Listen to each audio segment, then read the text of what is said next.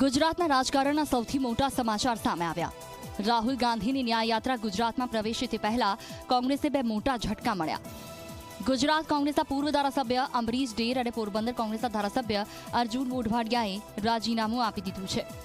અર્જુન મોઢવાડિયા અને અમરીશ ડેર હવે ગમે તે સમયે કેસરીઓ ધારણ કરી શકે છે। લોકસભાની ચૂંટણી પૂર્વે જ બંને સિનિયર નેતાઓએ કોંગ્રેસનો સાથ છોડી દીધો।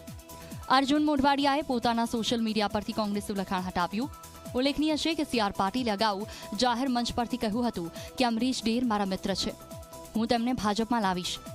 આજે અમદાવાદમાં સાયન્સ સિટી ખાતે કોંગ્રેસના અમરીશ ડેર અને પ્રદેશ પ્રમુખ સી આર પાટીલ વચ્ચે મુલાકાત થઈ, ત્યારે હવે ગમે તે સમયે કોંગ્રેસના અમરીશ ડેર ભાજપમાં જોડાઈ શકે છે।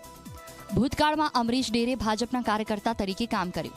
લોકસભાના સમયે એક પછી એક સિનિયર નેતાઓ કોંગ્રેસ છોડી રહ્યા છે। અમરીશ ડેર અને અર્જુન મોઢવાડિયાએ કોંગ્રેસમાંથી રાજીનામું ધરી દીધું।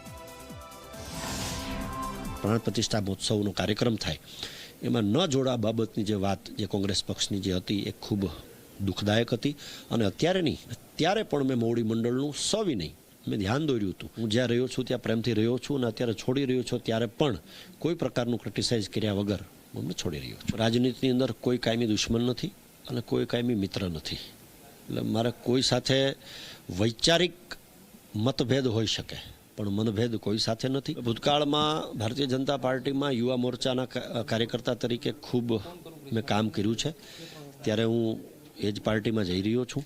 રાજુલાની પેટા ચૂંટણી પર ધારાસભ્ય તરીકે ફરી ભાજપમાંથી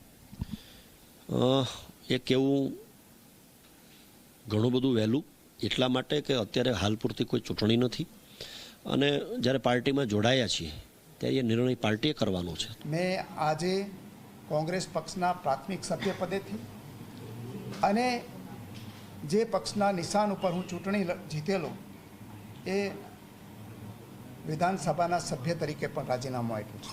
પ્રજાની સાથેનો તાંતણો છે એ જ્યારે જો કોઈ રાજકીય પક્ષ ગુમાવી દે તો એ લાંબો સમય ટકી શકે નહીં અને એનજીઓ બની જાય। પ્રાણ પ્રતિષ્ઠા મહોત્સવનું આમંત્રણ મળ્યું, એ આમંત્રણ ઠુકરાવવામાં આવ્યું।